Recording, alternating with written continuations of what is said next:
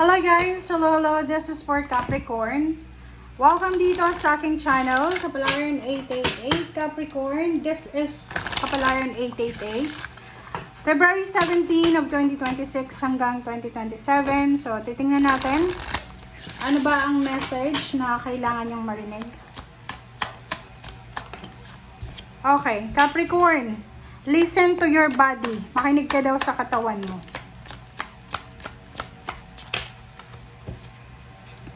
Tell the truth. Okay.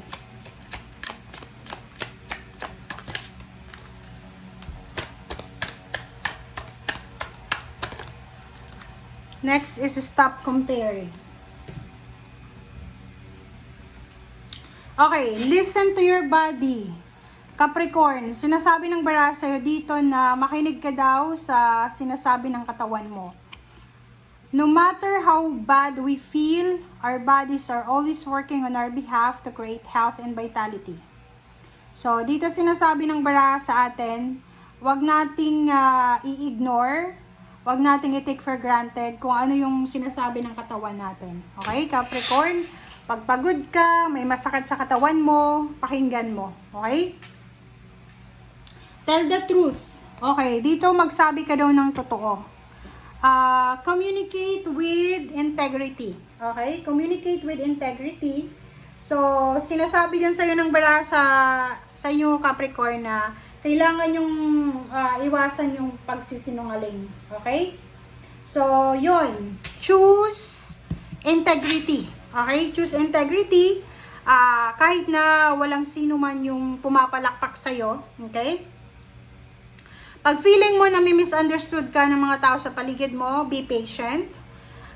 Iwasan yung pagsisinungaling kasi yung kasinungalingan ay mabilis siyang kumalat kaysa katotohanan. Okay? But yung kasinungalingan, hindi yan magtatagal. And dito sinasabi na maging honest tayo, be respectful. Kung walang naniniwala sa'yo, okay lang yon. Okay? Yung karakter ng isang tao, nakikita yan through actions, hindi sa pakikipag like debate, sa argumento, ganyan-ganito. Tell the truth. Okay? Yun yung pinaka-importante mong gagawin sa taong ito is yung magsabi ka ng katotohanan. Okay? So, kung may mga tao sa paligid mo na nag-spread sila ng kasinungalingan, pwede makaramdam ka ng parang nabitray ka or ano pa man, painful, yung parang feeling mo unfair.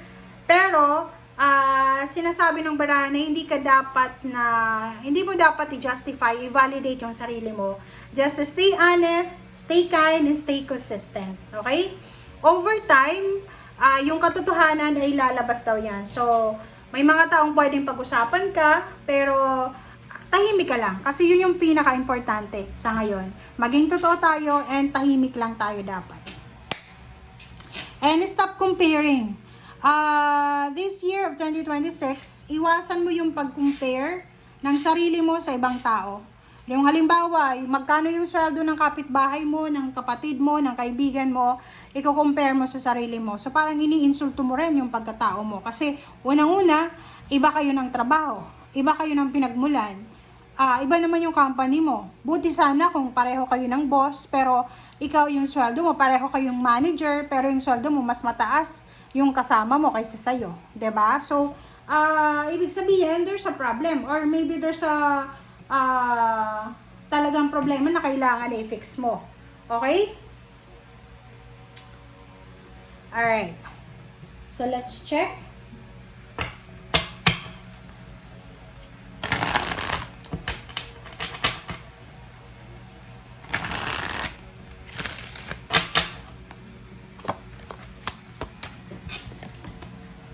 Okay, transformation.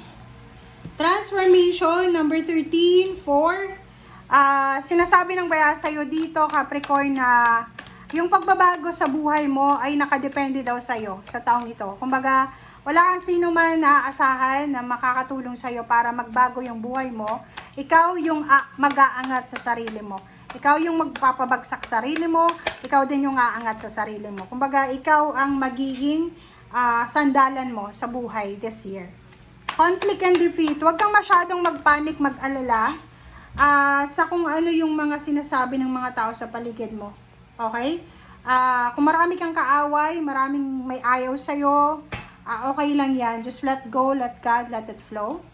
And dito naman, sinasabi ng barahan na this year, if ever lang may mga financial problems ka na pwedeng pagdaanan, pwedeng mag-worry ka sa finances mo, sinasabi ng baraha sa'yo dito na relax lang, okay? Kasi everything happens for a reason.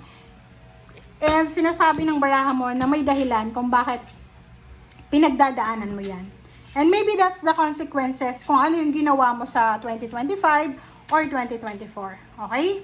So, ihanda mo yung sarili mo. Prepare yourself. Kung nanonood ka sa ngayon, mag-ipon ka ng pera. Okay? Mag-ipon ka ng pera para ngayong year 2026 ay hindi ka mamroblema sa salapi. Strength, physically, mentally, spiritually, you will be super strong. Kaya mong i-depensahan yung sarili mo laban sa kung ano man na problema sa buhay or kung ano man na issue sa paligid mo. And nandito yung the stars, sinasabi ng barahan na marami kang pangarap sa buhay. Ang dami mong pangarap sa buhay, pero siguro yung iba, natupad mo na, pero may hindi ka pa natutupad na pangarap. Pero hindi yun rason para i-give up mo siya. You're super strong, super courageous na hindi ka papayag na maging stagnant lang sa isang lugar. Nakikita mo yung sarili mo na mag-explore ka. Alright, so justice. Nakikita ko sa'yo dito, in the near future, sa future siya, in the near future, prepare yourself kasi isang kontrata, isang papeles or mga papeles, dokumento ang kailangan mong ihanda. Kasi mabilisan siya eh. So, pwedeng may tawag dito, in the near future, pwedeng may alok sa'yo ng trabaho, international or local. Pero ito ay mabilis. So, kailangan mong maghanda ng mga requirements, papeles this year. Kasi mabilisan siya eh. Parang halimbawa, in 1 week lang, kailangan mo nang pumasok sa trabaho. In 1 week lang, kailangan mo nang magpa-medical.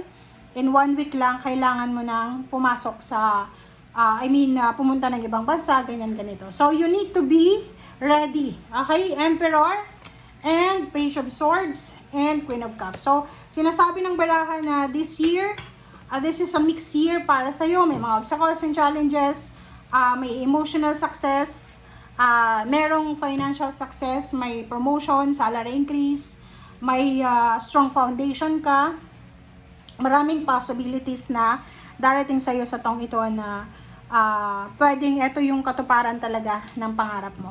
Okay? Thank you guys. Bye!